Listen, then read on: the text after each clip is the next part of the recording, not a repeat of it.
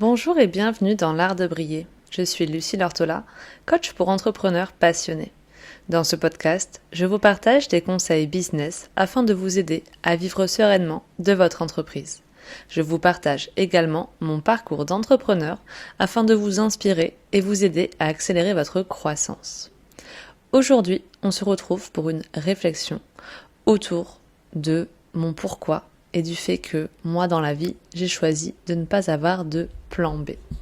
Peut-être que cet épisode va être un peu décousu. En tout cas, il sera à 1000% personnel. Il est inspiré d'un texte que j'ai écrit il y a quelques semaines et que j'ai relu aussi et qui m'a dit qui m'a fait me dire j'ai envie de leur partager ce message.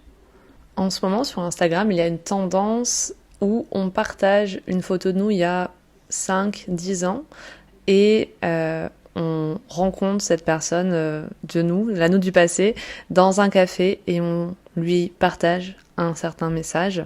Si je remonte à 10 ans, effectivement, c'était peut-être pas la même vie qu'avant. Si je remonte à 7 ans, je sais que la personne que je rencontrerai à cette époque, c'est à peu près la même qu'aujourd'hui. Et en tout cas, il y a quelque chose qui n'a pas changé. C'est que j'ai toujours su que j'allais vivre mes rêves coûte que coûte. Et je dis pas par là que c'était plus facile pour moi que pour quelqu'un d'autre. C'est-à-dire que j'avais pas de moyens spéciaux. À l'époque, je voyageais beaucoup. Et si je pouvais voyager autant, c'est parce que je n'avais pas d'appartement en France. Donc voilà, je partais avec mon sac à dos, là où la vie me menait, j'avais un aller simple et je partais. C'est ça qui me rendait heureuse. Et en fait, ça vient typiquement de mon expérience d'infirmière en soins palliatifs où du coup, à mes 20 ans, je me suis rendu compte que la vie, elle était très courte. Et que à tout moment en fait elle pouvait s'arrêter et que j'avais pas envie de vivre la vie de quelqu'un d'autre, les aspirations de quelqu'un d'autre, que je voulais la manger à pleines dents et faire le maximum. À partir du moment où j'ai eu ce déclic de sortir de ma zone de confort, je pense que ma zone de confort est devenue plus grande que la plupart des gens et c'est vrai que la première fois que j'ai quitté mon CDI, que j'ai pris un aller simple pour l'Angleterre, pour aller vivre là-bas et y travailler en me débrouillant comme je pouvais à aller vers toutes les démarches administratives que ça comportait, d'aller ouvrir une facture EDF, de chez eux, d'aller demander en fait l'autorisation de travailler dans ce pays, parce qu'il faut faire un entretien pour ça. C'est encore pire maintenant d'ailleurs. D'aller trouver un toit pour vivre là-bas.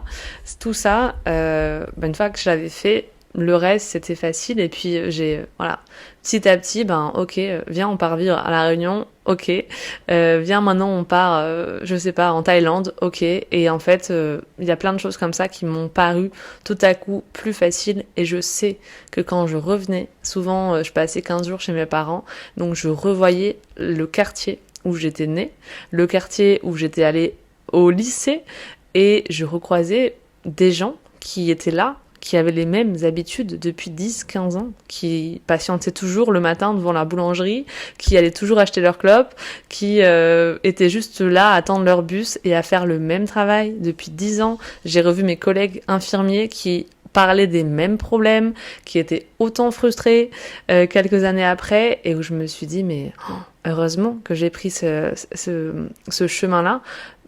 C'était pas du jugement, mais c'est juste la question de me dire, moi, je me serais juste éteinte, en fait. Et je me souviens très bien qu'entre les deux, j'ai dû retrouver un boulot entre deux voyages. Je suis retournée au même poste, et enfin, du moins dans le même hôpital qu'avant en tant qu'infirmière. Donc, un centre de cancérologie à Nice, il y en a qu'un, donc normalement, vous connaissez si vous êtes dans le coin. Et j'ai une de mes collègues qui m'a regardée un jour à la pause déjeuner, elle m'a dit « Mais Lucie, t'es éteinte là, vraiment, il faut que tu poses ta démission parce que c'est pas ta place ici. » Et donc vraiment ça se ressentait beaucoup. D'un côté, alors je sais pas si on est tous comme ça, mais moi je me suis toujours sentie un peu en décalage avec les autres, j'ai toujours senti que j'avais des grands projets, que j'avais des choses, une façon de penser différente, etc. Et il y a toujours eu, alors depuis 10 ans on va dire, vraiment une force en moi qui me poussait à vivre mes rêves. Et c'est ça qui m'a poussé, ce déclic-là, qui m'a poussé à quitter mon CDI, qui m'a poussé à prendre mon premier aller simple, puis ensuite de partir vivre en Espagne alors que je ne parlais pas un mot d'espagnol. Et c'est aussi ça qui plus tard fait me dire, tiens, le coaching de vie, peut-être que finalement c'est plus ton truc ou ça marche pas assez bien, va vers la rédaction. Puis quelques mois après la naissance de mon fils, à me séparer du père de mon fils parce que je me sentais plus alignée avec cette relation et que ça n'allait plus en fait et que j'avais pas envie de subir ma vie. C'est un peu comme si j'avais une boussole à l'intérieur de moi qui fait que je ne peux pas vivre un chemin qui n'est pas fait pour moi. Je n'ai pas envie de vivre un chemin qui n'est pas fait pour moi. Si j'ai l'impression que ça, c'est le chemin de quelqu'un d'autre, je vais prendre mes distances et m'en aller, et ça me fait pas du tout peur de faire ça. Moi, ce qui me fait peur, c'est de regretter le chemin que je prends. Donc, très souvent, tous les mois, pour ça aussi que je me pose autant d'objectifs, que je fais des bilans, que je réfléchis à tout ça, parce que j'ai pas envie de subir les choses et de me dire quelque temps après, purée, en fait il s'est passé tout ça et j'étais pas bien, j'étais pas heureuse et je me suis jamais posé la question, qu'est-ce que tu veux? Je crois que vraiment aussi, pendant trop longtemps, j'ai eu l'impression de subir un moule qui me convenait pas, c'est-à-dire, même si j'étais très bonne à l'école, etc., plus j'ai grandi avec l'adolescence et tout ça aussi, et plus je me suis dit mais en fait qu'est-ce qu'on essaye de m'apprendre et pourquoi est-ce qu'on essaye de me mettre dans une case de tu vas faire ça, tu dois choisir ton orientation scolaire et ce sera pour les 42 prochaines années et t'as pas vraiment le choix par rapport à ça. On parlait pas de reconversion et tout ça, hein. C'était vraiment choisir son orientation. C'était une telle angoisse pour moi de devoir choisir et de me dire mais attends, je peux pas explorer plein de chemins en fait, pourquoi? Et donc du coup j'ai décidé de faire un pied de nez à cette idée-là et à me dire mais en fait je veux vivre ma vie comme je l'entends. Donc même avant d'être infirmière, je pense que j'avais ce truc qui bouillonnait en moi et cette énergie intérieure qui me disait il faut que tu suives ta voie en fait. Et alors encore plus quand j'ai commencé à me rendre compte que finalement il y a des personnes qui perdaient la vie en ayant tellement de projets qu'ils n'avaient pas pu mener à bien. Je me souviens d'un monsieur qui était retraité et qui était en phase terminale de son cancer et qui me dit un jour je me suis toujours dit qu'à ma retraite j'allais retaper ma maison. Je suis à la retraite depuis 1 an, j'ai commencé à retaper ma maison et puis en fait je vais mourir quoi. Donc qu'est-ce que ça aura servi à quoi tout ça finalement? J'ai aussi eu des gens et j'ai vu des gens souffrir du fait qu'ils n'avaient pas vécu la vie qu'ils voulaient. Une fois j'ai une dame qui m'a dit une dame âgée aussi qui m'a dit je sais pourquoi j'ai mon cancer, j'ai un cancer des intestins parce que je me suis fait de la bile tellement souvent pour ma famille, je m'étais tellement frustrée, je me suis tellement pas écoutée que en fait mon corps un jour à force de subir toute cette tension intérieure, c'est ça qui l'a fait, c'est ça qui l'a conduit à créer cette maladie finalement parce qu'il en pouvait plus en fait de contenir toutes ces choses que j'avais envie de dire et de partager et de faire et que j'ai pas faites. Donc il y a eu comme ça des moments clés et assez forts où je me suis dit en fait moi je veux pas de ça, je veux vraiment pas de ça. J'avais l'impression, avant d'avoir ce déclic, j'ai eu aussi parfois l'impression d'avoir été formatée, donc je dis par l'école, mais aussi par l'idée que déjà, dans mon éducation, de façon générale, alors j'ai pas été formatée du tout, mes parents sont extraordinaires, mais il y avait un côté assez strict que mon papa reconnaît aujourd'hui, et il est beaucoup plus cool avec ses petits-enfants, bizarrement, mais parce que aussi on n'avait pas les mêmes cartes que maintenant, et que c'était ok, et que c'était comme ça, et que maintenant je le remercie du fond de mon cœur, mais j'avais l'impression aussi que l'école voulait nous amener dans une certaine façon de penser, et donc mon éducation m'a amené dans un certain moule, il fallait pas dépasser de telle ou telle chose, et donc un jour j'ai eu envie de dire merde à tout ça finalement, et en plus j'avais pas beaucoup confiance en moi ni beaucoup d'estime de moi, et donc quand j'ai commencé à me mettre en relation avec mes premiers petits copains de l'époque, voilà, s'il aimait les jeux vidéo, j'aimais les jeux vidéo et on passait des après-midi à jouer alors qu'à la base ça m'intéressait pas du tout. Il y en a un qui aimait le luxe et les voitures de luxe, etc. Bah je le suivais dans ces trucs-là alors que moi ça me parlait pas. Et en fait c'est quand je me suis séparée du coup de cette deuxième personne que je me suis dit mais en fait qu'est-ce que tu veux toi au fond de toi? Et je m'étais jamais posé cette question finalement. Qu'est-ce que tu veux? On m'avait jamais demandé ce que je voulais. Donc de là je me suis ouverte au développement personnel et donc j'ai commencé à un petit peu enquêter sur qui je suis, qu'est-ce que j'ai envie pour ma vie. Et c'est là d'ailleurs que je me suis dit, tiens, j'ai envie de partir en voyage, voilà, je rêve de voyager en fait. Et du coup, c'est ce que j'ai matérialisé. Et ouais, j'ai souvent été assez fusionnelle dans mes relations amoureuses. C'est ce qui fait aussi d'ailleurs que aujourd'hui ça change complètement. C'est que avec mon chéri actuel, du coup, on se laisse l'espace d'être nous-mêmes et des fois on adore passer des soirées l'un sans l'autre parce que ça nous donne aussi l'occasion de faire des choses qui nous plaisent. On n'a pas du tout les mêmes sports qu'on aime. Lui il adore la course à pied, faire des marathons. Moi j'aime l'escalade et le yoga et du coup je pars en retraite de yoga, lui il part faire ses courses et voilà, on est capable aujourd'hui de s'aimer et d'avoir un espace pour notre couple, mais aussi d'être et de nourrir qui on est au fond de nous. Et de pas se perdre, de pas perdre ça. Ça, c'est hyper important, mais ça, je l'ai compris très tard dans ma vie. Mais du coup, voilà, il y avait quand même cette envie-là, cette envie de... Quand je vous dis, il n'y a pas de plan B, pas d'option possible, parce que c'est vraiment un truc, moi, qui me prend aux tripes, au plus profond de moi. Aujourd'hui, c'est cette espèce d'urgence de vivre ma vie comme je l'entends, de me réaligner à mes envies sans arrêt. Et je pense pas que ce soit plus facile pour moi, c'est juste beaucoup plus fort. C'est un truc qui me prend aux tripes plus fortement et qui fait en sorte que l'envie, elle est tellement présente, comme une envie de fumer pour les fumeurs. Moi, j'en suis pas, mais a priori, voilà, que je peux pas faire abstraction, c'est dans ma tête toute la journée et du coup, je passe à l'action parce que j'ai ce truc-là au fond de moi. Et je pense que ça fait partie aussi du fait qu'aujourd'hui j'accompagne les gens à ça. Si je vous dis que je vous accompagne à vivre vos rêves, c'est parce que cette énergie-là, j'arrive à la transmettre aussi. C'est une espèce de force qui vibre en moi au quotidien.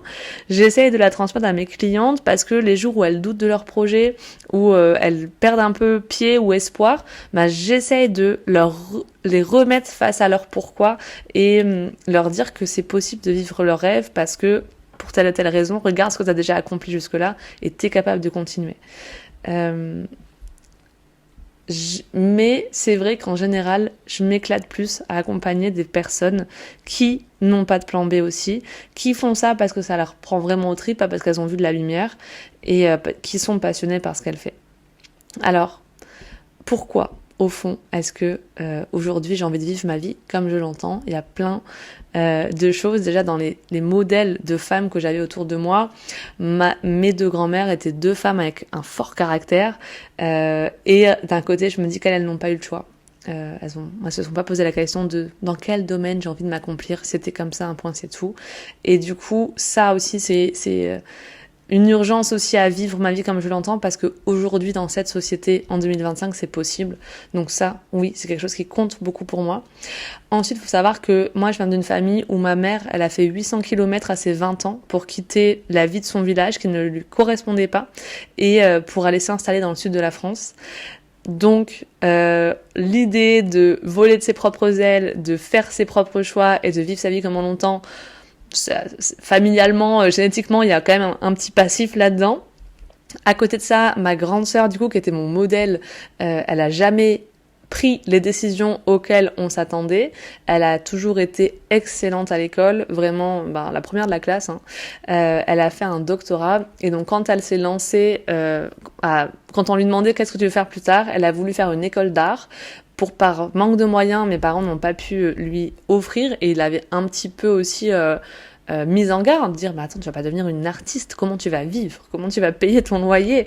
Et malgré tout, elle est devenue une artiste parce que donc elle a fait une licence d'histoire, puis elle a fait un doctorat dans la danse, l'analyse de la danse en termes d'histoire, de société, etc. Et aujourd'hui, elle tient une école de danse à Nice et qui fonctionne très très bien d'ailleurs. Mais voilà, elle aurait pu être n'importe quoi et elle a choisi de suivre son cœur son intelligence et surtout la passion qu'elle met et qui l'anime, ça lui permet aujourd'hui de vivre confortablement de son activité, tout en étant indépendante aussi. Peut-être aussi parce que un des personnages dans ma vie qui m'a le plus inspirée et desquels je me suis sentie le plus proche, évidemment, on a grandi avec Mulan, avec Pocahontas, avec toutes ces héroïnes de Disney, étaient un peu badass quand même. Mais moi, quand j'étais en première littéraire, donc j'ai fait un bac littéraire, et quand j'ai découvert le livre Antigone de Jean Anouilh, ça m'a beaucoup parlé. Je pense qu'il y a une époque de ma vie où je connaissais le livre par cœur, la pièce par cœur, et il y a une phrase en particulier, un passage qui me plaisait beaucoup. C'était « Vous me dégoûtez tous avec votre bonheur, avec votre vie qu'il faut aimer coûte que coûte. Moi je veux tout de suite, et que ce soit entier, ou alors je refuse. Je ne veux pas être modeste, moi, et me contenter d'un petit morceau si j'ai été bien sage. » Et ce caractère et cette urgence à avoir tout ce qu'elle veut est hyper présent dans cette pièce, et du coup, moi, me parlait beaucoup. Et du coup, voilà, c'est un personnage qui m'a beaucoup inspirée et avec lequel aujourd'hui je me sens assez attachée. Il y a aussi l'idée que globalement dans ma vie j'ai vu beaucoup de personnes mourir sans avoir eu le temps de dire, de faire, de réaliser ce qu'ils aimaient, ce qu'ils avaient vraiment envie. J'ai vu des pères vouloir dire à leurs enfants qu'ils les aimaient et de pas avoir eu le temps, des fils arriver trop tard, j'ai vu des couples se déchirer et se imaginer tous les projets qu'ils auraient pu faire ensemble. Donc ça, c'est des choses qui vous marquent aussi. Et aujourd'hui, j'ai envie, en fait, vraiment, c'est au plus profond de mes tripes, ça pourrait prendre n'importe quelle forme, finalement. Je peux aujourd'hui faire de l'accompagnement business, mais je pourrais faire tellement d'autres choses. Mais l'idée derrière ça, c'est d'accompagner les gens à vivre leurs rêves, à vivre leur vie comme ils l'entendent. Peut-être que c'est parce que pour moi, c'est facile. Peut-être que c'est parce que pour moi, ça a du sens. Je sais pas. Mais ouais, c'est une mission... j'allais dire divine qu'on m'a confiée, j'en sais rien, mais en tout cas c'est vraiment quelque chose d'hyper important pour moi, et je sais que ça touche aussi d'autres domaines de ma vie, même avant d'être coach business, voilà, j'ai déjà eu des petits garçons qui sont venus me voir en me disant moi je veux être joueur de foot, et au lieu de le dire d'accord, bon courage, dire ok, viens, on va prendre un ballon, on va s'entraîner, et c'est trop chouette d'avoir un rêve comme ça. Et voilà, je veux jamais être la personne qui va dire non, c'est pas possible pour toi, non, là faut que tu arrêtes, voilà, abandonne. C'est tellement pas ma vision des choses, et je pense qu'avec de la persévérance, justement, on peut tout faire. Mais il faut pour ça avoir le bon état d'esprit et oser passer à l'action. Et c'est quoi qui te donne finalement cette capacité à entrer en inertie et à passer à l'action? C'est ton moteur. Ton moteur, c'est ton cœur. C'est ce qu'il y a au fond de tes tripes, c'est ce qu'il y a au fond de toi pour te dire là j'y vais, en fait, je fonce parce que ça me parle, parce que c'est là que je veux aller, parce que je le mérite, parce que j'ai envie d'être fière de moi, parce que j'ai envie de me retourner sur ma vie et me dire purée, mais je l'ai fait, quoi. Et il y a ce truc-là, voilà. Bref, c'était un épisode un peu décousu pour vous parler vraiment au fond de mon pourquoi et du fait que voilà, aujourd'hui moi j'ai pas de plan B parce que j'en aurai jamais, en fait, et que je me donne ce droit de bouger et de changer d'activité si je le veux. Il y a une part de moi qui veut ouvrir un restaurant, il y a une part de moi qui rêve d'être ostéopathe, voilà, je sais qu'un jour ou d'être prof de yoga et de faire des retraites bien-être, etc. Je pense que je ferai des retraites business aussi, pourquoi pas. Bref, trop d'idées, une seule vie, mais en tout cas, je sais que dans tous les cas, je vais continuer à faire des choses qui me plaisent, et vraiment, je veux me lever chaque matin en me disant purée, je kiffe ce que je fais, et c'est ça aussi, on en parlait avec mon chéri il y a pas longtemps. Désolée, cet épisode est beaucoup trop long, et dans tous les sens. On en parlait du coup avec mon chéri, Et lui, il m'a dit, écoute, demain, si je t'aime tellement ce que tu fais et je sais que tu peux pas t'arrêter, que moi, je serais ok limite pour être papa au foyer et m'occuper des enfants pendant que toi, tu vis aussi avec ton business, etc. Parce que effectivement, et je pense que c'est une des plus grandes leçons de ces 5 dernières années, mon fils est toute ma vie. Avoir des enfants, c'est un truc qui a mis du sens dans ma vie et j'aime pour le moment mon fils, mais aussi ma fille dans mon ventre profondément, mais je ne m'épanouis pas qu'à travers mon rôle de maman et je m'épanouis beaucoup dans ce que je peux apporter aux gens autour de moi qui sont des adultes aussi et donc dans mon métier.